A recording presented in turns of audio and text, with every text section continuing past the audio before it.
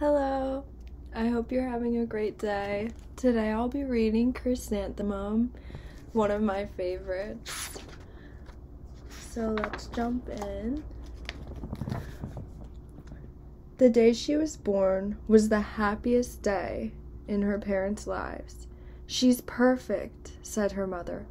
"Absolutely," said her father, and she was. She was absolutely perfect.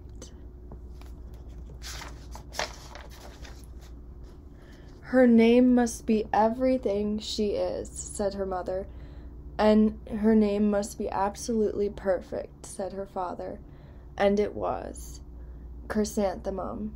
Her parents named her Chrysanthemum. Chrysanthemum grew and grew and grew. Wow, she's already getting so big. And when she was old enough to appreciate it, Chrysanthemum loved her name. See, she's saying, "I love my name."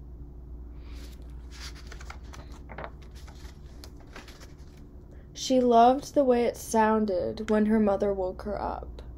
She loved the way it sounded when her father called her for dinner.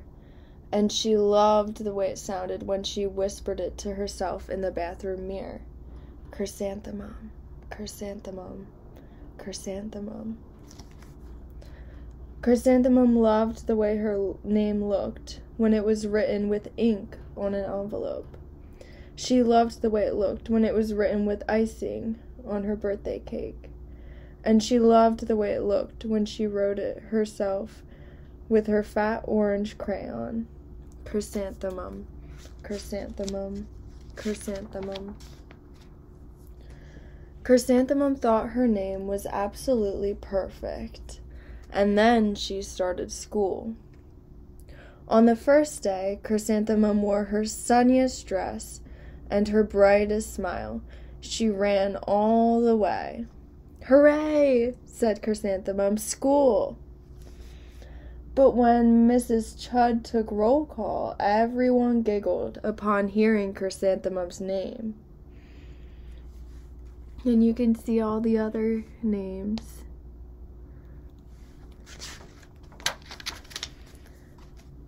"It's so long," said Joe. "It scarcely fits on your name tag," said Rita, pointing. "I'm named after my grandmother," said Victoria. "You're named after a flower." Chrysanthemum wilted. She did not think her name was absolutely perfect. She thought it was absolutely dreadful. The rest of the day was not much better.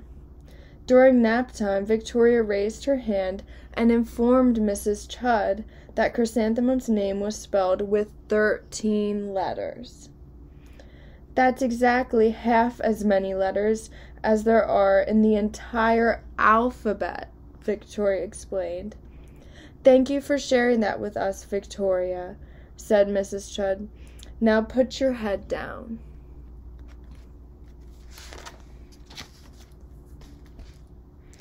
"If I had a name like yours, I'd change it," Victoria said, as the students lined up to go home. "I wish I could," thought Chrysanthemum miserably. "Welcome home," said her mother. "Welcome home," said her father. "School is no place for me," said Chrysanthemum. "My name is too long. It scarcely fits on my name tag. And I'm named after a flower." "Oh, pish," said her mother. "Your name is beautiful and precious and priceless and fascinating and winsome," said her father. "It's everything you are," said her mother. "Absolutely perfect," said her father. Chrysanthemum felt much better after her favorite dinner, macaroni and cheese with ketchup. That's a good one. And an evening filled with hugs and kisses and parcheesi. That night, Chrysanthemum dreamed that her name was Jane. It was an extremely pleasant dream. The next morning, Chrysanthemum wore her most comfortable jumper. She walked to school as slowly as she could. She dragged her feet in the dirt. Chrysanthemum, chrysanthemum, chrysanthemum, she wrote. See? She even looks like a flower, said Victoria as Chrysanthemum entered the playground. Let's pick her, said Rita, pointing. Let's smell her, said Joe. Chrysanthemum wilted. She did not think her name was absolutely perfect. She thought it was absolutely dreadful. See, they're picking on her. The rest of the day was not much better. During nap time, Victoria raised her hand and said, "A chrysanthemum is a flower. It lives in a garden with worms and other dirty things." "Thank you for sharing that with us, Victoria," said Mrs. Chudd. "Now put your head down." "I just cannot believe your name," Victoria said as the students lined up to go home. "Neither can I," thought Chrysanthemum miserably.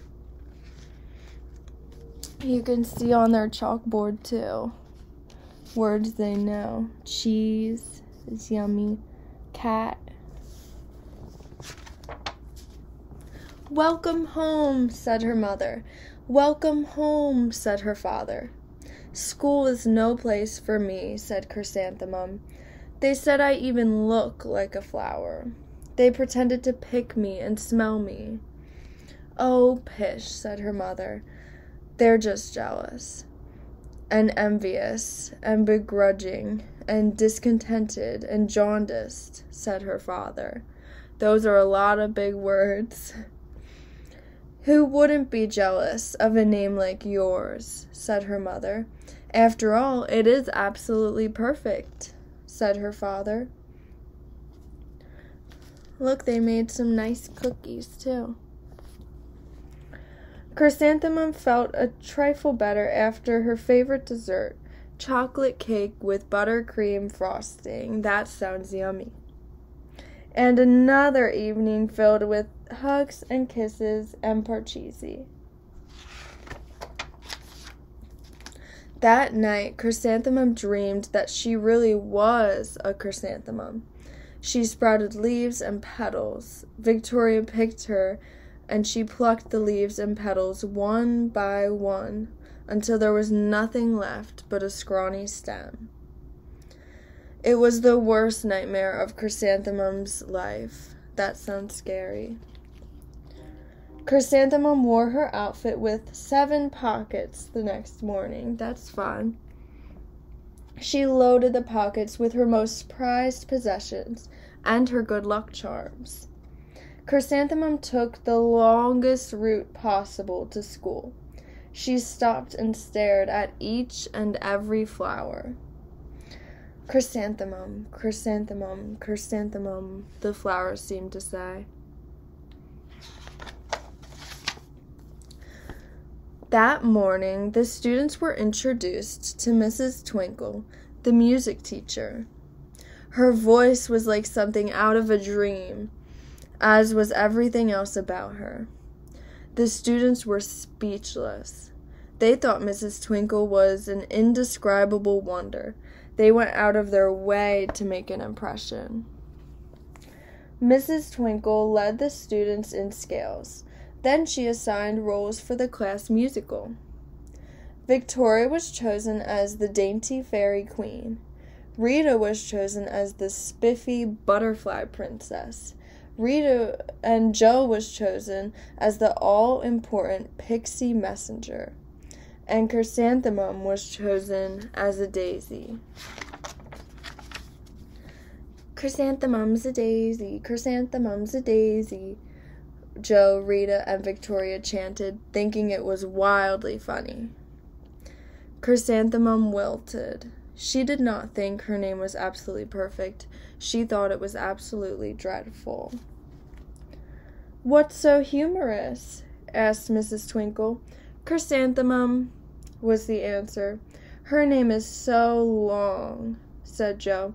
It scarcely fits on her name tag, said Rita, pointing.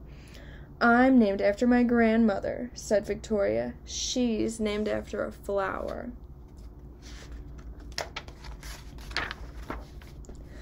My name is long, said Mrs. Twinkle. It is, said Joe. My name would scarcely fit on a name tag, said Mrs. Twinkle. It would, said Rita, pointing. And, said Mrs. Twinkle, I'm named after a flower, too. You are? Said Victoria. Yes, said Mrs. Twinkle. My name is Delphinium Twinkle. And if my baby is a girl, I'm considering Chrysanthemum as a name. I think it's absolutely perfect. Wow. Chrysanthemum could scarcely believe her ears. She blushed, she beamed, she bloomed. Chrysanthemum, chrysanthemum, chrysanthemum.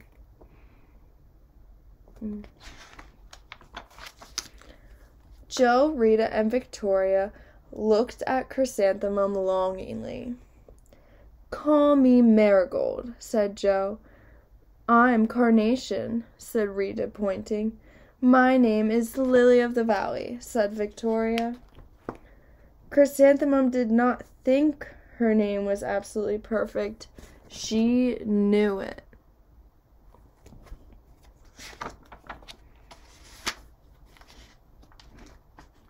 And the epilogue.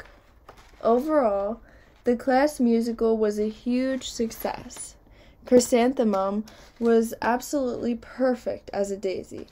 Victoria made the only mistake. She completely forgot her lines as the dainty fairy queen.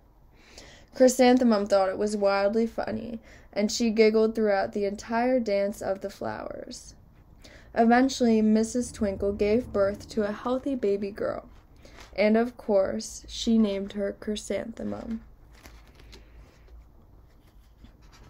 I hope you enjoyed. Have a great night.